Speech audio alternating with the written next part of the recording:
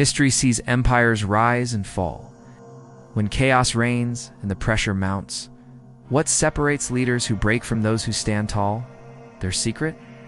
Many turn to an ancient philosophy forged in hardship: Stoicism.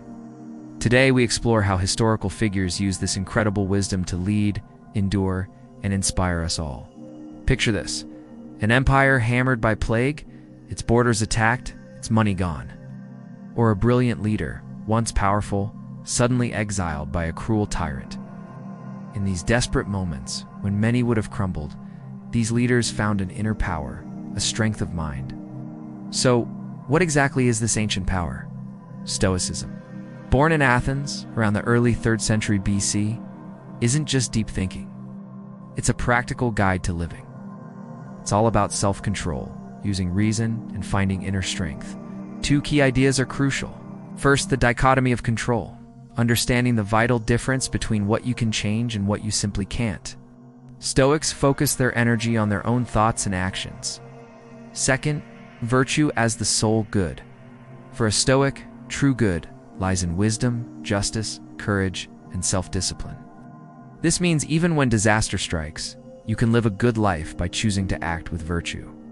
It's about accepting reality and responding rationally. It's not being an emotionless robot, but mastering your emotions to act wisely.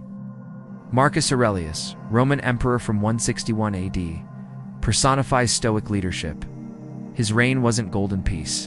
It was one crisis after another.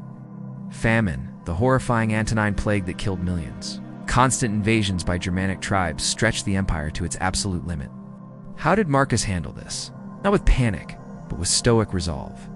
His personal journal, Meditations, mostly written on harsh military campaigns, shows his mindset.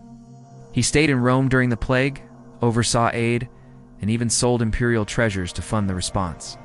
He knew he couldn't stop the plague or invasions, but he could control his own actions and his commitment to duty. He wrote, "You have power over your mind, not outside events. Realize this, and you will find strength." This wasn't just a saying, it was his operating system. He personally led his armies, focused on his duty, and saw challenges as chances to practice virtue.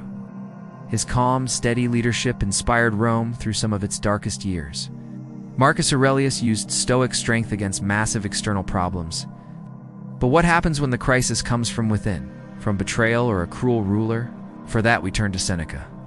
Seneca the Younger was a famed playwright, Stoic philosopher, an advisor to Emperor Nero. His life was packed with contradictions. Early on, he was exiled for 8 long years. But it was in exile Seneca wrote some of his most profound works on enduring hardship. Focusing on what he could control, his thoughts and his philosophy, finding inner freedom even when physically trapped. Recalled to Rome to tutor the young Nero, Seneca initially guided Nero's reign competently. But as Nero grew older and more tyrannical, Seneca's influence faded, found himself navigating the treacherous waters of a tyrant's court. His Stoic ideals clashing with brutal realities, even being forced to write excuses for Nero's heinous acts. Eventually, in 65 AD, Seneca was accused of being part of a plot to assassinate Nero and was ordered to commit suicide. Reports say he met his end with classic Stoic calm and composure, a final, powerful demonstration of his beliefs. He taught, "We suffer more often in imagination than in reality," a vital reminder to deal with what's actually happening, not just our fears about it. While Marcus ruled and Seneca advised, Cato the Younger faced a different crisis: the death of the Roman Republic itself. Living through its chaotic final decades, Cato became legendary for his rock-solid principles. His major crisis was the corruption and ambition of men like Julius Caesar, who Cato believed were destroying Republican values. Cato dedicated his political career to fighting this perceived tyranny. His influence stemmed from his moral authority and total commitment to Stoic ideals. He lived simply, his actions a deliberate contrast to the decadence around him, an active form of resistance. As Caesar's power grew, Cato refused to compromise. After Caesar's victory, unwilling to live under his rule, Cato chose to take his own life, a final, defiant act seen as the ultimate Stoic statement, choosing death over a compromised life. Marcus Aurelius, Seneca, Cato. 3 leaders, 3 different crises, all drawing strength from Stoicism. It helped them distinguish between the chaos they couldn't control and the integrity of their responses. It grounded them in virtue. But this isn't just ancient history. The wisdom of these Stoics still speaks to us. Challenges they faced, uncertainty, hardship, trying to do the right thing, are timeless. In our fast-paced, pressure-filled world, Stoic principles like focusing on our own actions and building inner resilience are an incredibly relevant toolkit. As Seneca wisely said, it is not what happens to you, but how you react to it that matters.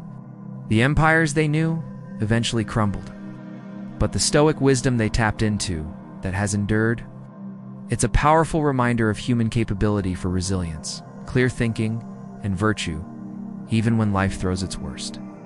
These leaders didn't just get through crises. No, they allowed those crises to shape them into something stronger. So what are your thoughts? Which of these Stoic figures or their principles resonates with you today? Let us know in the comments. And if you enjoyed this journey into ancient wisdom, please hit that like button and subscribe for more. Remember, while challenges change, the tools for a resilient mind are truly timeless.